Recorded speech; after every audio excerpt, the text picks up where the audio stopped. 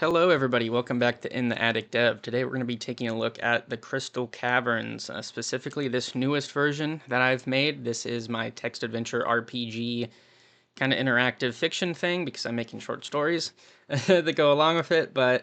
So I overhauled the look first off because there's different themes, there's different tabs up here. The original build was pretty much just like this screen with a title on top and like the command bar down below. So I really just like added this, made the colors better, and then we can see here once we load into the game. So name the character, we have all these different race options. I'll just be an elf. We have all these different class options. 6. Yeah, I didn't mean, the Forsaken means you start with nothing. Like you have no bonuses, you're just there. So the biggest differences here also is these are clickable, directions are clickable, items are clickable. You can add them to your inventory. So no more just being like constantly going go north, go go north, go northeast. Ah, big rat. So you can play. So now it is like you just have to hold your mouse, and if you want to pick up items, you can do that. If you want to leave, you can do that. So it's very streamlined, but still, you're here if you want to be examine road. Oh, I guess that wasn't there. Ground? I thought ground. Yeah, see, okay. The soil is dry and dusty with deep cracks running through it. So you can still examine, and that is very important because there are secret areas that you need to examine something or have a specific item and examine something to then get a new action. So we can do, let's just go south again. And let's go into the Turtle Lake area because this will show off another feature that I added to this, which is the NPCs are much more, you can have a conversation with them. It's kind of like the Fallout New Vegas thing or like Fallout, where it's like some of the things are just implied, what you say. So like, just passing through, are you? Welcome to my tavern. I'm Alistair. Can I offer you a spot of port? And it's like, so what brings you around these areas, friend? And then that's when you can answer them and be like, the Heartstone Crystal. Yes, I've heard the rumors.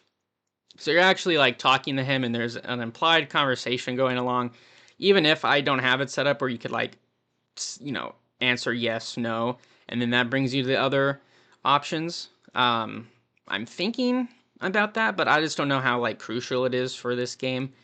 Because I'm doing that in my 2D adventure game where it's like player dialogue is a big part of that. So I'm not sure if I should really focus on that in the text game, but it's something to think about.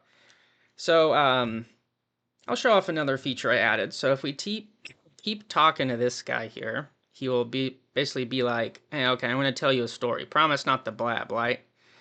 So then he's going to tell you about the story, and this lore is covered in one of the short stories on my itch.io page, The Rogue of Turtle Lake. So if you want to know what was going on and all that, what's happening there, well, she managed to slip away onto the lake, probably still out there somewhere. The Blue Knights wouldn't dare break the ancient divine law, preventing them from applying mortal rule within its bounds. So, something might have crazy happened in that story. I don't know. I suggest reading it. So, once you exhaust all like a conversational dialogue, you just get the same quote, always. So then if we go actually into the docs and we see a guy like Boris, he's just on randomized dialogue. So he's just like, he'll say a couple things, but that's all you're getting. But the guy here, he had that whole conversation. So there we go. Let's actually go into the lake now, because now that we had that full conversation, if we go to the island, because he mentioned that the cat person was probably on the island, we go to the island, this is now opened up. So I probably should have gone and showed it before, but this actually wasn't here when we were there. Because you could have gone, if you were here before, the sanctuary thing wouldn't have been there, and you would just see the air smells of smoke. So the idea is, examine smoke. Through the trees, you spot a faint, thin wisp of smoke rising into the air. Could be a camp, but where at? So then that's when you're like, oh, maybe I talk to people in town, and then you talk to the guy, learn the story, come back here, here you are. And that's Marla, the main character from the short story. Ah! So, and that's like some of the secrets we have hidden around here. We have another. I don't think we can get to this without dying because we're Forsaken in level 1, 35. 35 health's not the best. So let's go to the abandoned docks. And yeah, let's go in exterior. Oh, the skin crawler. Oh, this thing may get me. Okay, let's attack skin crawler. Yeah, get him. 1 damage. Okay, I'm not doing very good here. Cause I have literally nothing. Okay, let's do slam attack. Let's try and pull a wrestling move on him. I didn't really do good. What else did I add? Did I add charge attack? No, I added spin attack, maybe. No. So you can type help. There's hidden action commands though. There are hidden action commands so good that I think I even forgot what I added. I know there's like throttle. Yeah, throttle him. No, I died.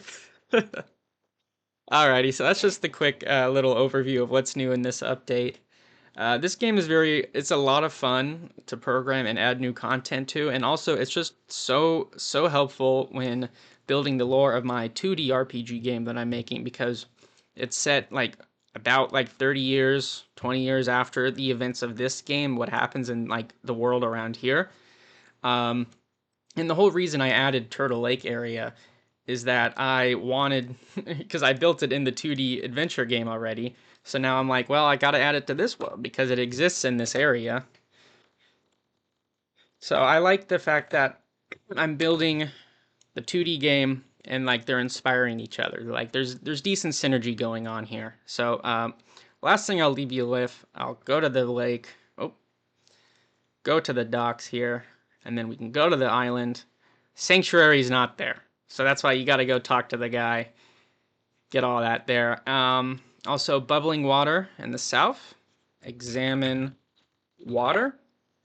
The bubbling water seems to hint at activity below the surface. So, if you're watching this far into the devlog or examination of whatever this thing is, I'm just going to tell you, go to this thing, drop a glowing stone into the lake.